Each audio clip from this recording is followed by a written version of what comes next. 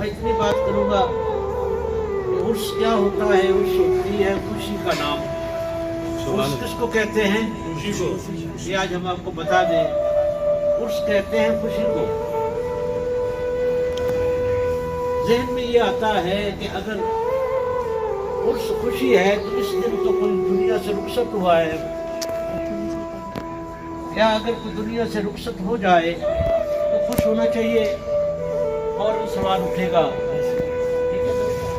कि ठीक है हमें तो दुख होता है उसका कि वो हमें छोड़ के जाता है, लेकिन असल में होता यह है कि जितना हमें गम होता है उसके छोड़ने का, वो जिसको जाके मिलता है उसको हमसे ज्यादा उसकी खुशी होती है। तो जिसको जाके मिलता है असल में उसको उसकी हमसे गम से भी ज्यादा खुशी होती है। तो फिर या तो ये हो सके कि हम उसकी खुशी में खुश न हों, या तो फिर हम उसकी खुशी में खुश न हों, या फिर वो हमारे गम में शरीक हो जाए। लेकिन बड़ा वो है, यही करना पड़ेगा कि हमें उसकी खुशी में खुश होना पड़ेगा। ये नुक्ता मैं बयान कर रहा हूँ कि यही होना पड़ेगा कि क्या एक हमारी ख्वाहिश है कि वो हमें छोड़कर ना जाए, एक उसकी ख्वाहिश है कि मैं जाके उसको मिलूं। एक हमारी ख्वाहिश है कि वो हमें छोड़कर ना जाए, लेकिन एक उसकी खुशी है कि मैं जाके उसको मिलूं।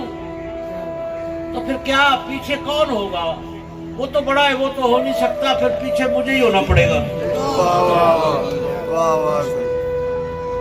जितना हमें गम है हमें छोड़ गया, उतना उसको खुशी है जिसको जाके वो मिला है। तो जिस दिन वो दुनिया से जाता है, जिसको मिलता है, ऊपर वो भी खुश, अल्लाह भी खुश, वली भी खुश। अगर उस दिन यहाँ नियाज़ें पकाएंगे तो तुम पर वो दोनों खुश।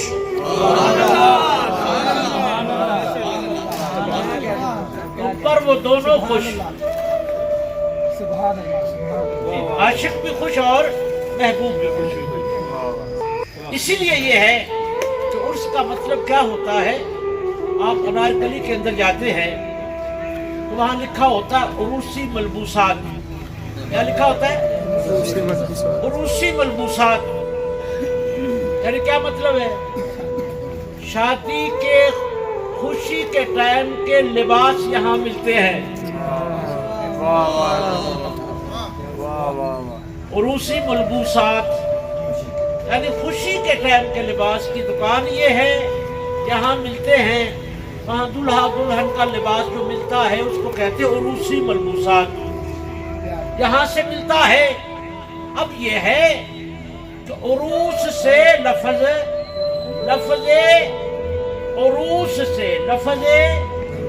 उरूस से उर्स निकला है। उर्स कहाँ से निकला? उरूसी। उरूस कहते हैं खुशी को, उरूसी जी। उर्स निकला है अरूस से। अब ये है कि वहां आप जाते हैं तो फिर होता क्या है कि जिस वक्त वही सुहागन जो पिया मन भाए, अगर वो वहां के आती है, ब्याह के आती है, जब पीछे थी बड़े भाई की फिक्र, छोटे को स्कूल भेजना है, बाप को दवाई देनी है, माँ की खिदमत करनी है, घर का सारा काम करना है, सैकड़ों काम वो करती, सैकड़ों का ख्याल रखती, सारे काम करती, एक एक का ख्याल रखती, कितनों का ख्याल रखती। अब यहाँ पर जब किसी की हो गई, अब ये है कि इसने एक का ख्याल रखना है, इसकी सारी ख्वाहिशों का उस एक ने ख्याल रखना है। क्या होता है? ये सिर्फ अब एक का ख्याल रखती है, इसके सारी ख्वाहिशों का वो एक ख्याल रखता है। अब ये है हदीस पाक के अंदर आता है कि मोमिन के लिए दुनिया कैद खाना है। अच्छा, मोमिन के लिए दुनिया कैद खाना है। अब फर्ज किया कि आपका कैदी छूट कर आए तो आप सारे खुश हो रहे होते हैं। ये जो भी ये सारे इंतजामिया सुबह के लगे हुए हैं, खुश हो रहे हैं, बेले भी दे रहे हैं सबको, मामला भी कर रहे हैं, लंगर भी का पका रहे हैं, सबकी इज्जत भी कर रहे हैं। ये सारे का सारा क्यों कर रहे हैं? इतनों को 3 दिन से 2 दिन से सबको के साथ निभा कर रहे हैं। जो पानी मांगता है पानी देते हैं, जो लंगर मांगता है लंगर देते हैं। ये मामला क्या है? मामला ये है एक की खातिर, एक की खातिर तेरे मिलने के लिए मिलते हैं हर एक से हम, कि तू खुश हो जाए। अब ये है तो कैदी आपका छूट कर आए तो आप फिर सबका क्या करते हैं? सबको खुश करते हैं, सारे खुश होते हैं, सारे ही खुश होते हैं। क्यों? कि वहां से वो आया है, अब सारे खुश हैं। अल्लाह फरमाता है मोमिन के लिए दुनिया कैद खाना है। मोमिन जब आता है मेरे पास तो फिर क्या होता है? मैं उसको कहता हूँ, ये हदीस के जुमले हैं, मैं उसको कहता हूँ सो जा कब्र में ऐसे जैसे पहली रात की दुल्हन सोती है। सो जा, यानी बेफिक्र हो जा, बेफिक्र हो जा। जब कोई पीछे होती है दुल्हन तो सारी फिक्रें होती हैं, घर के एक एक की फिक्र होती है, लेकिन जब पिया की हो जाती है तो फिर उसी की फिक्र, बल्कि वो फिक्र करता है कि सो जा। अल्लाह फरमाता मोमिन को सो जा जैसे पहली रात की दुल्हन सोती है, यानी बेफिक्री की तरफ से सो जा, बेफिक्री की तरफ से सो जा। अब तेरी फिक्र है तो मुझे है, अब तू फिक्र ना कर। अब होता क्या है? अब ये है कि अब हम ताल्लुक जोड़ते हैं अल्लाह के उस बंदे से जिसको अल्लाह कब्र में सुला देता है, उसको कहता है बेफिक्र होके सो जा। अब जो उस कब्र वाले की मोहब्बत की अगर हम जो फिक्र करते हैं वो दरवेश भी मोहब्बत करता है, उसके मोहब्बत करने वाला भी मोहब्बत करता है, मोहब्बत करता है हमसे, मोहब्बत जो है वो करता है। इसलिए ये जरूरी है कि हम इन हस्तियों के साथ मोहब्बत करें। अल्लाह के दोस्त हैं। दोस्त जब भी मिलता है याद रखना किसी दुश्मन के घर से नहीं मिलता, दोस्त के घर से मिलता है। दोस्त कहाँ मिलता है? मैं जो गुलाम गोश्त के यहाँ आऊँ मिलने के लिए, मैं वहाँ पे आऊँ, दूर से आऊँ, ये घर पर मिले तो सारा पता करवा ले, सारा पता करवा ले। गुलाम गोश्त सही आए हैं, पता करो कहाँ गया, कहीं ना मिला। आखिरकार घर वाली ने कहा मैं बताती हूँ, जब कहीं नहीं मिलता एक जगह है वहां मिल जाता है। जब कहीं भी ना मिले तो एक जगह है जहाँ मिल जाता है। अब दूर से आए हैं, अब जा, एक इसका दोस्त है, जब कहीं भी ना मिले तो उस दोस्त के पास होता है, मिल जाता है। आप जब गए तो वो गुलाम गौस वही मिला। अल्लाह ने फरमाया वलियों को दोस्त क्यों कहा? इसलिए फरमाया तू जब नहीं कहीं मिलता तो मिलता है तो कहाँ मिलता है? दोस्त के यहाँ मिलता है। ऐसे ही मैं तो वैसे जमीनों आसमानों में हूँ, वैसे हूँ जिस तरह तू मुझे मिलना चाहता है उस तरह तो मैं तुम्हें नहीं मिलता। क्यों? कि तू जैसे दोस्त के यहाँ मिलता है, मुझे अगर मिलना चाहता है तो मैं भी किसी वली दोस्त के यहाँ मिलता हूँ, वहाँ आ जाया कर।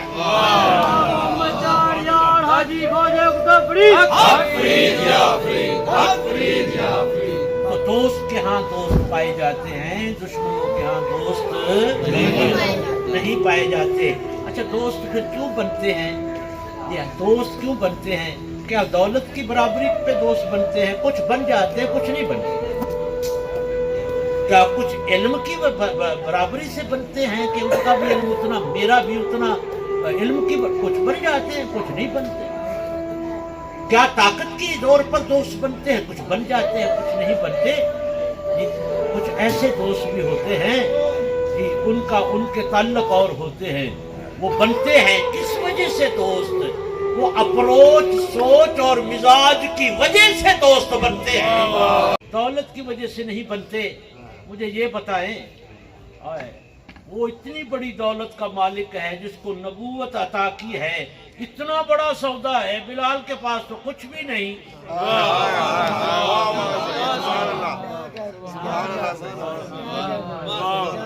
بھئی وہاں تو کچھ بھی نہیں. میرا بلال سے مزاج ملتا ہے. مزاج مل جاتے ہیں نا تو فاصلے طے ہو جاتے ہیں. مزاج جب مل جاتے ہیں تو فاصلے طے ہو جاتے ہیں. قربتیں جو ہے نا وہ ختم ہو جاتی ہیں. اس لیے قربتیں ختم کون کرتا ہے؟ نہ طاقت کرتی ہے، نہ علم کرتا ہے، نہ دولت کرتی ہے. قربتیں اگر فاصلے طے کرتی ہے تو محبت کرتی ہے. اس لیے اللہ نے فرمایا فحب اللہ والذین آمنوا اشد حبا للہ. ارے تم محبت کرتے ہو مجھ سے، اور تمہیں پتہ ہی ایمان والو میں کتنی کرتا ہوں. کرتے تو تم بھی ہو، اور والذین آمنوا اشد حبا للہ، اے ایمان والو میں تم سے بڑی شدید محبت کرتا ہوں. شدید محبت کرتا ہوں. اس لیے یہ ہے کہ یہ ان کی نسبت رکھنا، اللہ والوں کی صحبت میں رہنا، یہ دوست ہیں. کسی نظریے کو دوست نہیں کہا، ولی کو دوست کہا ہے، اپنے بندے کو دوست کہا ہے. تو ویسے ہی جن کو وہ دوست کہے، جو اس کے دوست ہیں، ہمیں تو انہی سے سروکار ہے نا. ہمیں تو انہی سے سروکار ہے جو اس کے دوست ہیں. جو اس کے ہو گئے ہم اس کے نہیں ہو سکے، جو اس کے ہو گئے ان کے ہی ہو جائیں. جن نگاہوں نے ان کو دیکھا ہے، دیکھتے ہیں ہم ان نگاہوں کو. نگاہوں نے تمہیں دیکھ لیا، ہم نہیں دیکھ سکے تمہیں، پر ہم ان نگاہوں کی تلاش میں ہیں جنہوں نے تمہیں دیکھا. اللہ کرے وہ ان کو ہم دیکھ لیں، ان کو ہم دیکھ لیں. بغداد کی ایک بات ایک کمائی تھی، تو وہ وہاں پر ایک کفن چور تھا، بڑا مشہور واقعہ. وہ کفن چور تھا تو وہ جس وقت وہ پتہ لگاتا بھی آج کون مرا ہے، پھر جنازہ بھی پڑھتا، پتہ لگاتا، پھر جا کے دیکھتا یہ دفن کہاں کیا، رات کو جا کے قبر وہ کفن اتار لیتا. اس کا ایک ہابی تھی، معاملہ تھا، کاروبار تھا، وہ کر لیتا. وہاں ایک نیک و پاک اللہ کی بندی برگزیدہ رہتی تھی بصرہ کے اندر. اس نے اس کفن چور کو بلایا. اس نے کہا بیٹا میں نے تمہیں بلایا ہے، آخر کفن تو نے بیچنا ہی ہوتا ہے نا، یہ پیسے میں تمہیں ایڈوانس دے دیتی ہوں. یہ پیسے میں تمہیں ایڈوانس دے دیتی ہوں، یہ میرے کفن کے پیسے رکھ لے، میرا کفن نہ اتارنا. یہ پیسے رکھ لے، میرا کفن نہ اتارنا. اما نہیں ایسے ہی تمہیں کسی نے کہا ہے، کبھی چور بھی مانا. اما تمہیں کسی نے ایسے ہی کہا ہے کہ میں کفن چور ہوں، میں نہیں اتارتا، میں نہیں کرتا. اچھا بیٹا پھر بھی رکھ لے، میں پرسوں چلی جاؤں گی. پرسوں میں چلی جاؤں گی تو یہ رکھ لے، تم تیرے بھی بچے ہیں رکھ لے. اما نہیں میں چور نہیں ہوں. اچھا ٹھیک ہے، اچھا پھر بھی رکھ لے، چلو میرا دل خوش کر رکھ لے. پیسے دے دیے. اب یہ کہتے ہیں وہ کہنے لگی میں پرسوں چلی جاؤں گی. یہ اللہ کے بندے کو پتا ہے میں پرسوں چلا جاؤں گا. جو محمد الرسول اللہ پڑھتا ہے اس کو پتا ہے، جو محمد ہے کہتے ہیں اس کو نہیں پتا. جو محمد الرسول اللہ پڑھتا اس مقام پر پہنچ جائے، اس کو پتا ہو جائے کہ میں پرسوں چلا جاؤں گا، تو جس کا نام پڑھتا ہے کہتے ہیں اس کو نہیں پتا. کملے تمہیں نہیں پتا، تمہیں نہیں پتا. یہ راز ایسا ہے جس کو ذائقہ چکھا دے وہ بس وہی جانتا ہے, دوسرے کو بتا نہیں سکتا. یہ ذائقہ ایسا ہے, یہ ولایت کا, جس کو ذائقہ چکھا دے نا بس وہی جانتا ہے. اب یہ کیلا جو ہے نا, وہ ساری رات آپ اس کو کہتے رہیں, کیلے کا ذائقہ پوچھتے رہیں, کیلے کا ذائقہ ایسا ہے ایسا ہے ایسا ہے, جس نے ساری عمر کھایا ہی نہ ہو, تو صبح اگر آپ اس سے پوچھیں ذائقہ تو بتا, وہ کیا بتائے گا؟ ہاں اگر کسی نے کھایا ہے تو آپ کیلے کا نام لیں گے تو منہ میں ذائقہ پھر جائے گا, محسوس ہو جائے گا کہ ایسا ہوتا ہے. اب جس نے کیلا کھایا ہی نہ ہو تو اس کو کہیں گے ذائقہ کیسا ہوتا ہے. یہ پڑھانے سے ذائقہ نہیں پڑھایا جاتا, یہ چکھانے سے چکھایا جاتا ہے. یہ پڑھنے اصل میں یہ ہے کہ ہمیں پڑھائیوں نے مار ڈالا ہے. علم اچھی چیز ہے, علم اچھا ہے, پڑھنا چاہیے, علم کا حکم ہے, لیکن علم بے سود نہیں پڑھنا چاہیے, علم باسود پڑھنا چاہیے جس کا فائدہ ہو. علم وہ پڑھو, لیکن وہ پڑھا کیسے جائے گا؟ حضور مولا کائنات حضرت علی کرم اللہ وجہ آپ فرماتے ہیں سلونی سلونی, پوچھو مجھ سے اس سے قبل کہ میں تم میں سے اٹھایا جاؤں. زمینوں سے بہتر آسمانوں کے راستے جانتا ہوں. اب پھرتے زمین پر ہیں, اور فرماتے ہیں زمینوں سے بہتر آسمانوں کے راستے سے واقف ہوں. پوچھو سلونی, مجھ سے پوچھو جو پوچھنا ہے. جملہ یہ آیا ہے کہ قبل اس کے کہ میں تم میں سے اٹھایا جاؤں. کتابوں میں ایسا ہی ہے, لیکن اس جملے کو میں نہیں لیتا. میں پتہ کیا کہتا ہوں؟ میں کہتا ہوں ہم اس علی کے قائل ہیں جو حاضر ناظر ہے. ہم اس علی کے قائل ہیں جو حاضر ناظر ہے. اسی لیے وہ جملہ کتابوں میں ایسا ہے کہ سلونی پوچھو مجھ سے, اس سے پہلے کہ میں دنیا سے اٹھایا جاؤں. ہم علی اس کے ماننے والے ہیں جو حاضر ناظر ہیں. میں نے اس جملے کو یہ سمجھا اور کہتا ہوں کہ آپ نے یہ فرمایا ہوگا, لکھ ایسے دیا گیا ہے, آپ نے یہ فرمایا ہوگا پوچھو اس سے کہ قبل اس کے کہ تم دنیا سے اٹھائے جاؤ.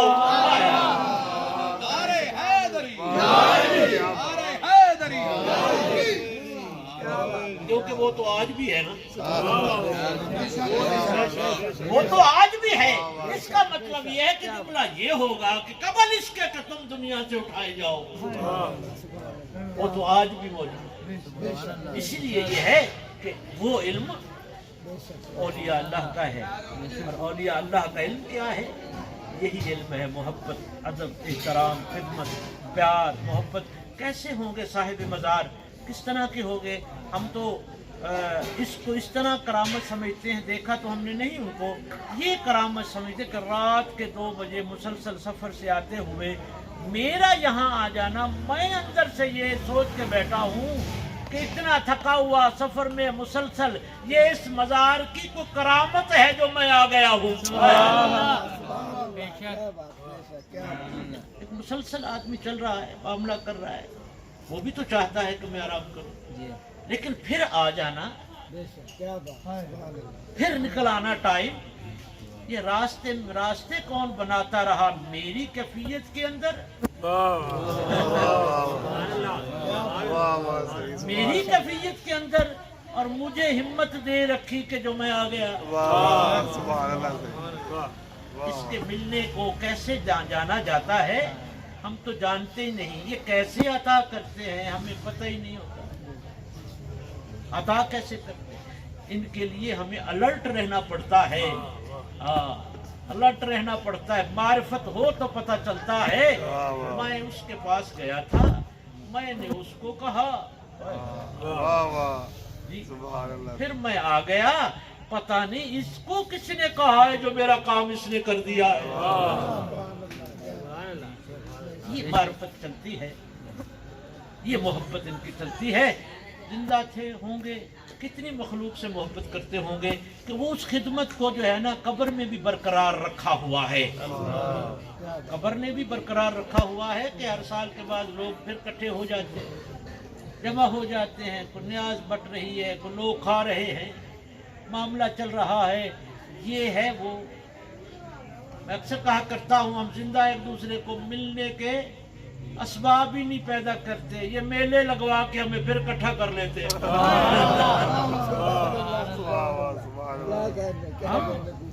ملتے نہیں, یہ عرس کروا کے ہمیں ملا دیتے ہیں, اکٹھے کر لیتے ہیں.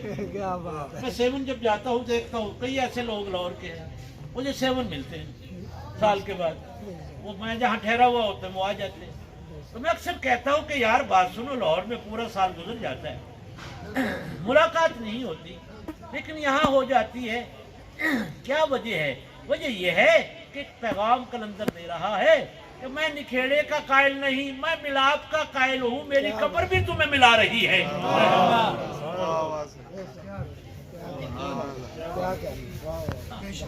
کیونکہ نکھیڑے کے اندر نفرت ہے, کدورت ہے, ملاپ میں محبت ہے, احترام ہے. ان کا جو معاملہ ہے نا معرفت والے سمجھتے ہیں. اس لیے خواجہ صاحب نے فرمایا ہے حاضر ہر جہاں اندر, ناظر ہر جہاں اندر, مکانوں لا مکا اندر ہے, قدرت نال کیا پوچھتی. قدرت ان کے ساتھ ہوتی ہے, قدرت ہر وقت ان کے ساتھ ہوتی ہے. یہ قدرت کے ساتھ ہوتے ہیں. قدرت جدا ان سے نہیں ہوتی, کیونکہ دوست دوست سے جدا نہیں ہوتا.